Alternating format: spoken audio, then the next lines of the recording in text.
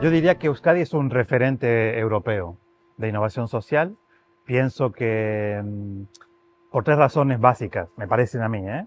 La primera razón es que Euskadi es un referente porque tiene Mondragón y el cooperativismo vasco es un referente a nivel europeo y eso tiene mucho que ver con las cuestiones de innovación social.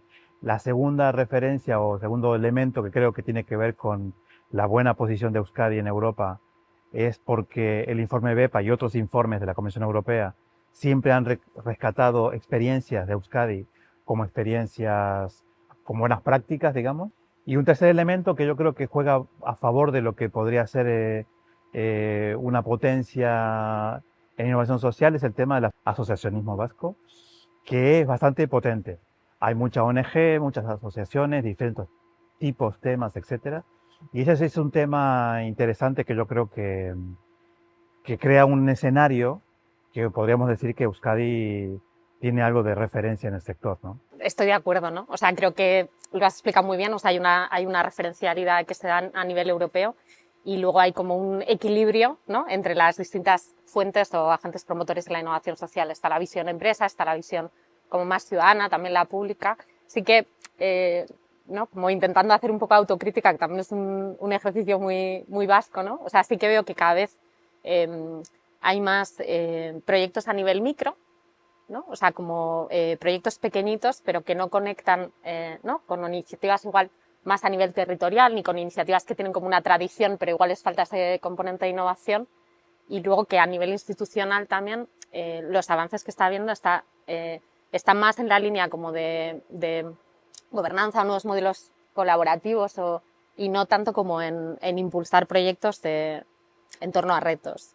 Pero sí, ¿eh? O sea, yo también, sí tengo que decir, o sea, diría que estamos muy bien. Sí, Pero no sé, sí. o sea, es como... Ahora, yo diría una cosa. Yo creo que la característica de la fragmentación en microproyectos o proyectos de impacto limitado, para decirlo de alguna manera, es una característica de la innovación social en general. No hay en otros países tampoco megaproyectos de innovación social tan grandes, ¿no? Entonces yo creo que la característica que mencionas es una característica de Euskadi y también de la innovación social en general. Pero es verdad que sí que aquí yo creo que los grandes avances o las grandes innovaciones sociales que contamos, ¿no?, o que contamos fuera o que vienen a visitar, son aquellas que han conseguido como una dimensión, un músculo, un volumen, ¿no? O sea, Sí, en distintos ámbitos, ¿eh? En el ámbito empresarial, en el ámbito del euskera, en el ámbito... Podemos coger cualquier ámbito. Entonces, me da como pena que ahora hay como mucho, ¿no?, mucho potencial no conectado.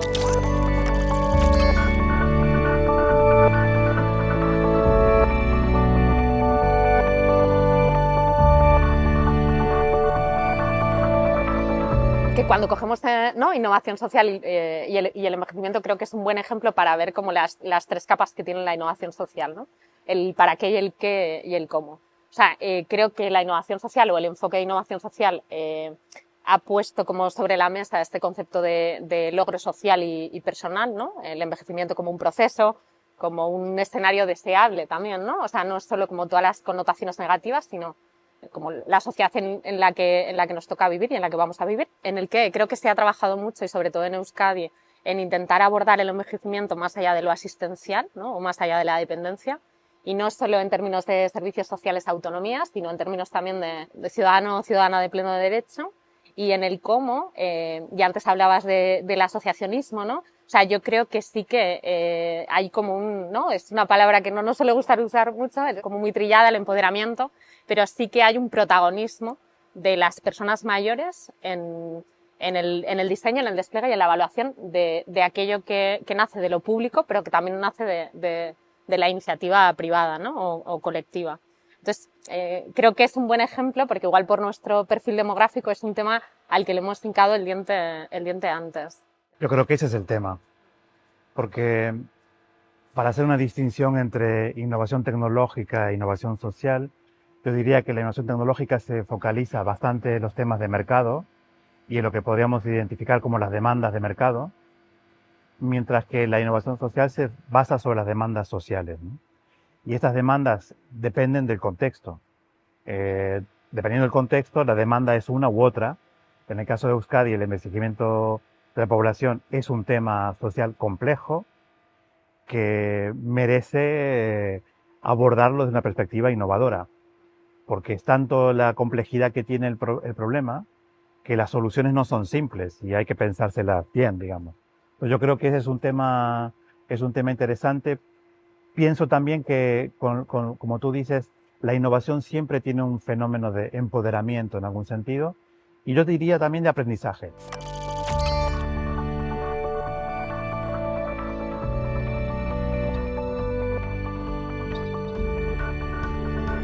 Voy a ofrecer una primera definición de lo que es innovación social desde mi punto de vista. La innovación social tiene que ver con la generación de productos, servicios o métodos que facilitan los mecanismos de integración social de grupos vulnerables. Desde ese punto de vista, hay muchas personas mayores que son vulnerables porque son frágiles o son dependientes, pero también hay niños y también hay adolescentes y también hay adultos, etc. Y pienso que la innovación social no se rige solamente o no se focaliza solo en un campo específico.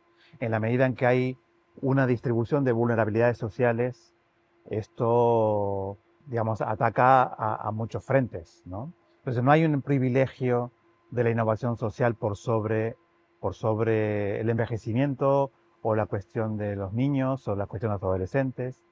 Pues yo creo que es también identificar dónde está la vulnerabilidad y cómo se puede integrar socialmente a las personas que tienen riesgo o están en exclusión o riesgo de exclusión. Pero yo creo que ese es un tema que se aplica, digamos, a todos los campos. Entonces, me parece que no hay una distinción clara de que esté focalizada en un tema, ¿no? Particular. Vamos, estoy de acuerdo, ¿no? O sea, me parece que, de hecho, que es una herramienta poderosa incluso para ver las vulnerabilidades desde un lugar diferente, ¿no? O sea, yo creo que antes hablábamos de ámbitos de potencia en innovación social en Euskadi. Yo creo que la discapacidad es uno de ellos, ¿no? Claro. Si algo he aprendido yo ¿no? de estos agentes que trabajas en el ámbito de la discapacidad es que la discapacidad la hace el entorno, ¿no? O sea, entender que las personas tenemos capacidades diferentes y que hay entornos que nos hacen capaces o no capaces. Y en ese sentido creo que la innovación social lo que es una herramienta para plantear también qué hace a unas personas, ¿no? No sé, a personas con las que convivimos, a vecinas, a vecinos, ¿no? ¿Qué les hace vulnerables o qué nos hace vulnerables en determinados momentos o no, ¿no? Y nos da no sé, la posibilidad de, ya sé que suena como muy utópico, ¿no? Pero de construir desde otro parámetro, ¿no? En ese sentido creo que o sea, es aplicable a cualquier categoría porque lo que busca precisamente es como hacer explotar la categoría, ¿no? O sea, es que no haya que trabajar desde esa categoría porque ya vivimos en un contexto, ¿no? Ahora está muy de moda como el tema de los amigables, los cuidados, ¿no? Pero creérnoslo de verdad, ¿no? Creo que da esa oportunidad. Sí, es interesante lo que dices porque hablamos recién de empoderar y tiene que ver con la parte más individual, de, de superar tus propias capacidades, desarrollar capacidades, competencias nuevas en el proceso, pero tú ya hablas de transformar el entorno. Y ese también es un elemento interesante de las innovaciones sociales, que no solamente empoderan o crean competencias nuevas en personas, sino cambian contextos.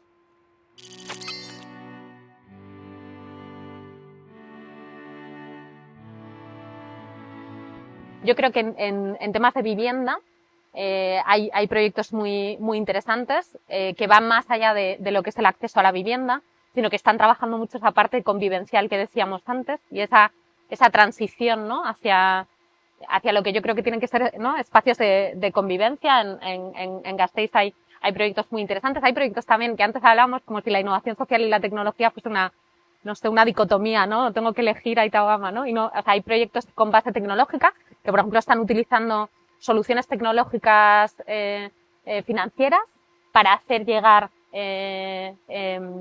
incluso prestaciones a personas, ¿no? que las necesitan.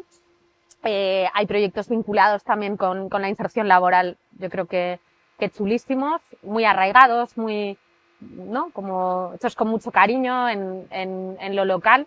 Y también hay proyectos donde dos ámbitos que parece que no se entiende, ¿no? O que desde fuera parece que no se entiende, que es como la colaboración entre empresas, incluso empresas de esta, ¿no?, nueva economía que trabajan con datos y entidades del tercer sector, ¿no?, que están colaborando y están haciendo que igual la actividad que podría irse a otro país, ¿no?, se esté quedando aquí. O sea, creo que hay experiencias, no sé, muy potentes. Sí, en muchos En ámbitos, muchos además. ámbitos. Yo estoy pensando proyectos por ejemplo, tengo en la cabeza dos tipos de proyectos interesantes. Uno fomentado por el propio sector público, que tiene que ver con mujeres víctimas de violencia, en donde lo que se trata del sector público es atender de manera personalizada eh, a las personas que sufren estas situaciones, mujeres, cómo poder recuperar luego de esa situación, cómo poder recuperarlas para la vida social, ¿no? Y eso se hace desde el propio sector público. No es una ONG, sino el sector público hace eso. O, por ejemplo, también en el caso de infancia, cómo se recupera Hay muchos proyectos con niños de inmigrantes o que ya están en la calle o que tienen problemas, digamos, convivenciales con las familias. Cómo también se los empodera, se facilita la participación para que ellos puedan decir lo que quieren hacer, cómo lo quieren hacer y darles ese espacio de crecimiento, ¿no? En ese sentido es una innovación porque sí aplica métodos nuevos con la vocación de crear un servicio nuevo, el servicio público, el servicio social. Y entonces eso sí que tiene interés porque la idea de escalar ese proyecto no es que se haga en otras organizaciones, sino que sea absorbido por el sector público. Entonces esto sí que es interesante y bueno, hay muchos ejemplos, pero sobre todo yo creo que los métodos de trabajar con las personas para empoderarlas creo que es una clave de los proyectos de innovación social en general. Yo creo que en el ámbito institucional, ¿no?, hay dos cosas sobre las que yo creo que se está trabajando muy bien. Una es el tema del lenguaje, ¿no? De Bueno, cómo, por ejemplo, claro. ¿no?, cuando piensas en aquella persona, ¿no?, a la que diriges tu servicio, a la que quieres llegar, es verdad que tienes que modular el lenguaje, ¿no? Y toda esta idea de lenguaje accesible, lenguaje sencillo, creo que se está trabajando muy bien. En el caso de mujeres víctimas de violencia de género, ¿no?, hay incluso guías, ya no solo en idiomas diferentes, sino también, ¿no?, para que lo entendamos ¿no?, bien, que es un bien además para cualquier persona. Y luego la parte de proceso y de metodología, ¿no? Yo creo que ahí hay un cuidado en la intervención, no sé no sé, como más artesanal en el buen sentido de la palabra, ¿no? Más cuidado y más respetuosa con la persona. Y eso Bueno, está trabajando muy artesanal bien. siempre tiene un buen sentido, No lo sé. A alguna gente no le gusta, porque ¿no? dice que, claro, hay poco. Si es artesano, hay poco. Vale, vale. Aquí hay de No es todo. industrial. Igual, Vale. igual No, pero a nosotros, hablando de métodos todos artesanales, bien, sí. son métodos adaptados, Eso digamos, es. a la Sí, sí, necesidad sí. concreta, Sí. y yo creo que eso es una de las claves, ¿no?, de las innovaciones sociales.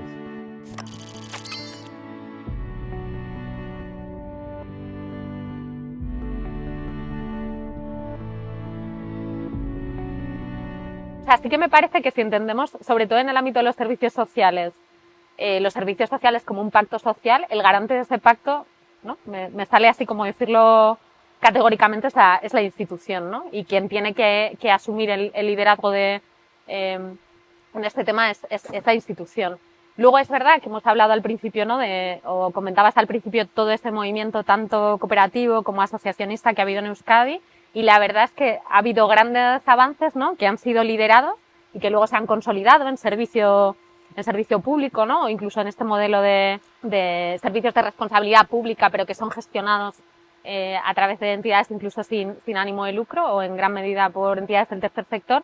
Entonces digo, bueno, no lo sé, igual también esa tensión, ¿no?, que se genera a nivel social es lo que hace avanzar. Entonces sí que me parece que la institución tiene que estar ¿no?, en lo que es optimizar, mejorar, institucionalizar, ¿no?, estar siempre atenta a lo que sucede fuera de sus cuatro paredes, ¿no?, y hacer esto que llamamos compra pública, ¿no?, innovadora, ¿no?, pero a la vez creo que la parte privada, entendido privada como el ámbito empresarial y también el ámbito social ciudadano, tiene mucho que decir, sobre todo mucho que matizar y mucho que tensionar en el buen sentido de la palabra. Entonces no sabría responder en plan A o B. A ver, yo tengo una posición sobre eso que es muy parecida a la tuya. Lo voy a decir claramente, para mí el líder es el sector público. Hay un libro que a mí me gustó mucho que hizo su pequeña andadura y creó varias polémicas de Mariana Mazzucato, El Estado Emprendedor, se llama el libro, que ella demuestra que el Estado en principio, esta idea de que el sector empresarial es innovador y el Estado es un elefante blanco que no innova y que es más bien obstaculiza, ella muestra con bastante lucidez cómo las empresas pueden innovar porque el Estado hizo antes algo que creó las condiciones de ese proceso, ¿no? Y así como funciona la tecnología, funciona en lo social. En principio, el liderazgo de las innovaciones sociales yo creo que está en el sector público, creo que es el que crea las condiciones. Lo que pasa es que no puede ser el sector público el que gestiona el proceso, pero el que crea las condiciones crea la potencialidad o las posibilidades de la innovación, ¿no? Y también se innova a sí mismo en el proceso. Entonces yo creo que sí, compartiendo contigo, el sector público es efectivamente para mí el líder del proceso en las innovaciones sociales, a través de normativa, a través de programas, a través de financiación, de proyectos, a través de crear sistemas de evaluación que son muy performativos, es decir, cuando evalúas A o evalúas B, orientas, ¿no? Veamos el ejemplo.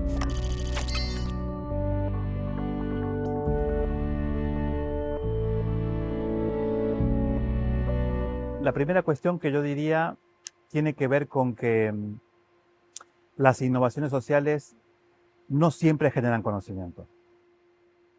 Esa es una especie de idea un poco también muy positiva de la innovación como elemento positivo, ¿no? No siempre genera conocimiento. ¿Por qué? Porque hay innovaciones que significan simplemente adaptar lo que ya existe. Hay un nivel de conocimiento en la adaptación que sí se produce, pero que no es tan relevante para impulsar procesos. Entonces, ¿cuál es el conocimiento relevante? Es una pregunta clave y depende de los casos, ¿eh? Pero bueno, mi primera observación es, no siempre hay conocimiento en las innovaciones. La segunda cuestión es que yo creo que para producir conocimiento hay que tener método. Mi opinión, ¿eh? Hay que tener método. ¿Y ese método cuál es? Es el método experimental. Es decir, el método experimental o la experimentación es la que produce conocimiento porque estás buscando intencionalmente producir un efecto y medir ese efecto en relación a otro parámetro, ¿no? El típico caso de grupo experimental, grupo control, ¿no? Entonces yo creo que la experimentación produce evidencia. O sea, creo que ¿no? O sea, te he dicho que no estaba de acuerdo en el sentido de que yo tengo un concepto de probablemente de conocimiento y de transferencia de conocimiento más, no sé si terrenal es la palabra, pero más menos rigurosa probablemente, ¿no? Que conocimiento relevante. Pues para mí cualquiera que suponga aprendizaje, ¿no? O sea, igual no para las personas o el colectivo que han participado en esto, ¿no? Yo creo que es importante también entender que aprendemos sobre un ámbito, ¿no? O sumamos conocimiento a un ámbito, o a veces lo que sumamos es una experiencia, ¿no? Es un dónde me he tropezado, dónde me he caído, cuál ha sido el problema. Y creo que en ese sentido hay poca transferencia en el ámbito de la innovación social entre agentes que se están, ¿no? O personas que se están pegando contra las mismas paredes, ¿no? Quiero decir, somos un pueblo muy pequeño, ¿no? Que prácticamente ¿no? en hora y media llegas a cualquier sitio y en cambio ves personas que están afrontando como los mismos problemas o que los afrontaron hace 5 años y que nadie sabe el aprendizaje que ha habido ahí, ¿no? Yo sí que creo que hay como una eterna reinvención de la rueda, y antes hablábamos ¿no? del concepto innovación que hay detrás de muchos proyectos que categorizamos como innovación social. Entonces creo que el problema es que se conecta más con otros ámbitos, o sea, teórica, pues con el ámbito empresarial o con el ámbito tecnológico, que entre iniciativas de carácter más social, y que se conecta más a nivel internacional o a nivel europeo, incluso, a la vez con un proyecto vizcaíno, ¿no? O sea, es como curioso. Pero sí que pienso que hay una falta como de memoria, que no sé si es transferencia de conocimiento, ni generación de conocimiento, ni conocimiento relevante, pero sí que me parece que nadie está guardando, o no se está relatando, o no se está recogiendo lo que está sucediendo y que de eso podríamos aprender. Y creo que es también porque gran parte de los recursos, o la mayoría de los recursos, se dirigen a la intervención, a hacer. La gente se preocupa por hacer, porque ve el problema o ve la necesidad. Y es difícil cuando tu problema es la urgencia, ¿no? Decir, es que esto debería relatarlo y debería sacar el tiempo para contárselo a Javier. ¿Dónde está la ganancia? No hay una visión de sistema, nadie está cuidando esa visión.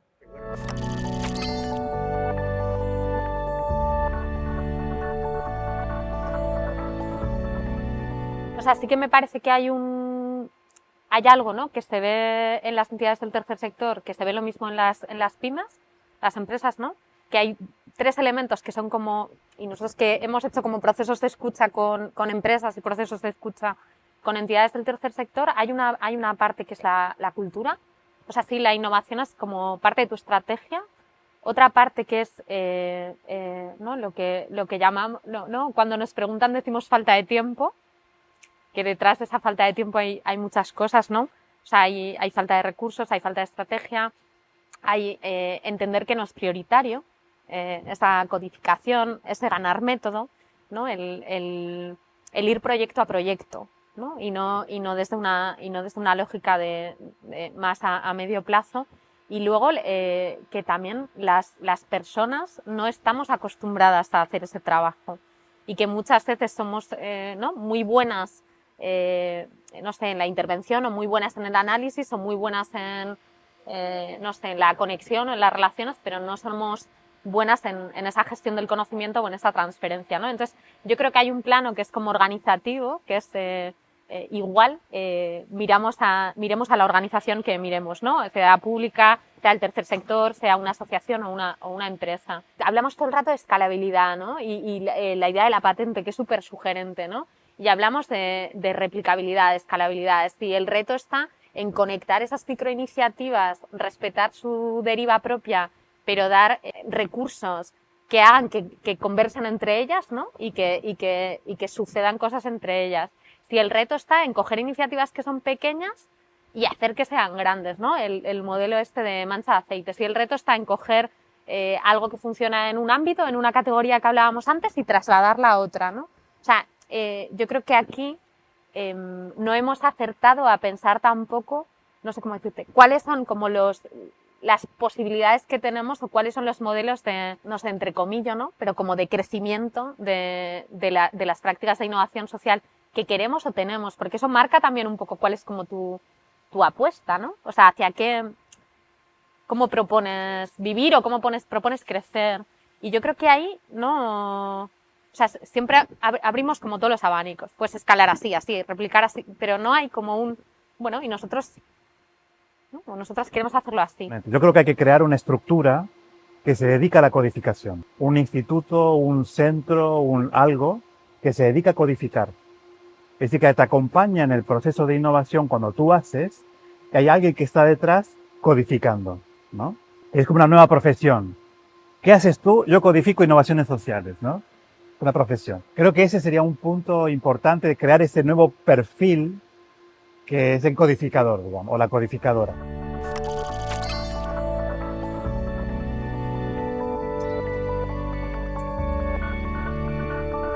En mi opinión, la COVID ha creado oportunidades de innovación social y ha producido demandas de innovaciones sociales. Los dos procesos, ¿no? Uno de ellos es la tecnología. El uso de las tecnologías ha sido bastante potente para conectar sectores que no estaban conectados. Yo creo que eso ha sido interesante desde el punto de vista de la consecuencia o el impacto de la COVID en la innovación social, pero ha producido mucha demanda y ha hecho y ha visibilizado muchos problemas que estaban un poco opacos y estaban un poco ocultos, como los problemas familiares, el problema de la violencia doméstica, muchas cuestiones que estaban ocultas y que la COVID ha puesto en superficie, y creo que eso demanda más innovaciones sociales. Yo diría que la COVID es más de una fuente de demanda que una fuente de soluciones. Sí, o sea, al hilo de lo que decías, o sea, de demanda y de cuestionarse, ¿no? Yo creo que ha puesto efectivamente nuevas demandas o ha aflorado necesidades o con una intensidad mayor, por ejemplo, hablabas de la tecnología, pero también yo creo que de repente ha emergido la brecha digital, ¿no? Con algo que ya nos sonaba como superado, ¿no? Y de repente te das cuenta que de superado nada, ¿no? La soledad, ¿no? Claro. Incluso, no sé, yo cuando hablábamos, ¿no? De unidad convivencial, el municipio, ¿no? Incluso de cómo vivimos, ¿no? O sea, de cómo nos organizamos, de dónde nos movemos, de cuáles son nuestros hábitos no sé, de ocio, de encuentro, de movilidad, ¿no? Yo creo que en ese sentido ha aflorado y luego sí que ha activado, yo creo que en ese sentido ha habido proyectos muy ciudadanos, ¿no? O muy allí donde no llegaba la institución, ¿no? La ciudadanía se ha organizado, nos hemos organizado para llegar, pero a la vez también ha abierto como espacios así como un poco, no sé si antes decíamos lo del lado oscuro de la innovación social, aquí es como el lado oscuro de, no sé, de la sociedad, ¿no? O sea, de repente han surgido como muchos versus, ¿no? No sé, o sea, que desde la lógica de innovación social son un reto, ¿no?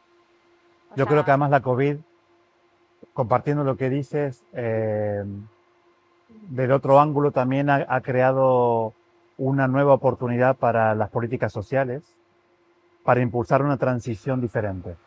Ha puesto de manifiesto los problemas, los límites del modelo de cuidados, del modelo de atención, y obliga a la política a repensarse para pensar de una estrategia diferente en el cuidado.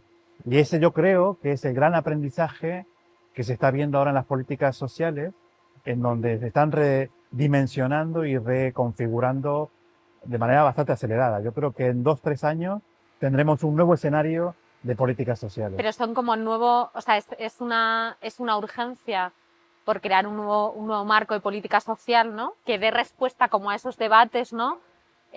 Pero a la vez en un momento también de cuestionamiento de lo institucional, ¿no? Bueno, ese es el tema, ¿no? La crisis se define porque lo viejo no muere y lo nuevo no nace. Entonces, la institución queda en el medio, ¿no? O sea, hay nuevos modelos de políticas que están emergiendo y los viejos están muriendo y ninguno tiene la hegemonía, por decirlo así, y eso es el típico proceso de crisis, ¿no? En donde nada muere y nada nace, para decirlo así, ¿no?